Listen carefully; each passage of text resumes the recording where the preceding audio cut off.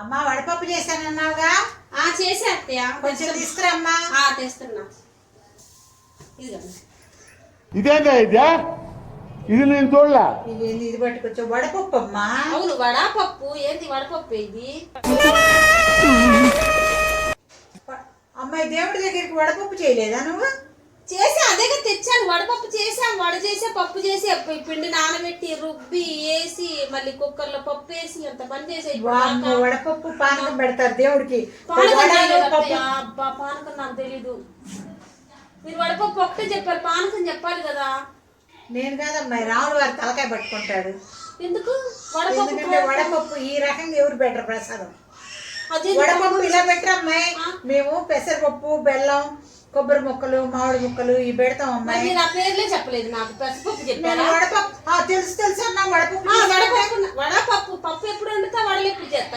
కనీసం తెలియదు అత్తయ్యా అని అడిగితే నేను చెప్పేదానిగా క్లియర్ గా వడపప్పు చేయడం వచ్చా అమ్మా అంటే వడపప్పు చేయడం వచ్చా అన్నావు. వచ్చు కదా మరి, అందుకే చేశాను. అదే వడాను పప్పు అద్దుకొని తిని దేవుడు కూడా పెట్టు. అదే అద్దుకొని పెట్టు.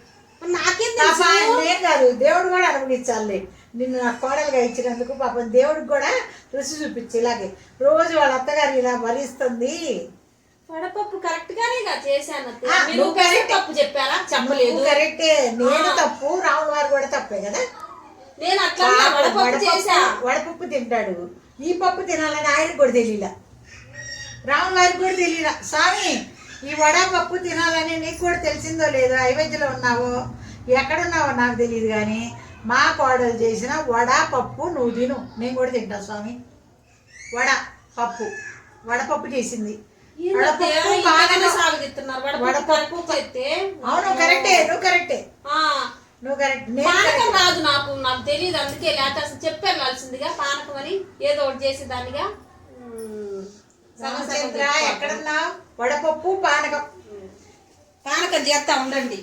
వద్దులేమ్మా, నువ్వు వడపప్పు చేసావుగా చాలు. దేవుడికి కడుపు నిండింది, నాకు కూడా కడుపు నిండింది. పానకం కూడా చేస్తా. వడపప్పు ఎక్కడనే పెడతారు అమ్మాయి నైవేద్యం. ఒక్క పానకం కూడా చేసుకొస్తా ఉండండి. ఈ మాత్రం దానికి ఇంత షాక్ అవుతాడేంట్రా? ఇలాంటివి మన దగ్గర చాలా ఉన్నాయి. నా గురించి చెప్పలేదా బాబుకి?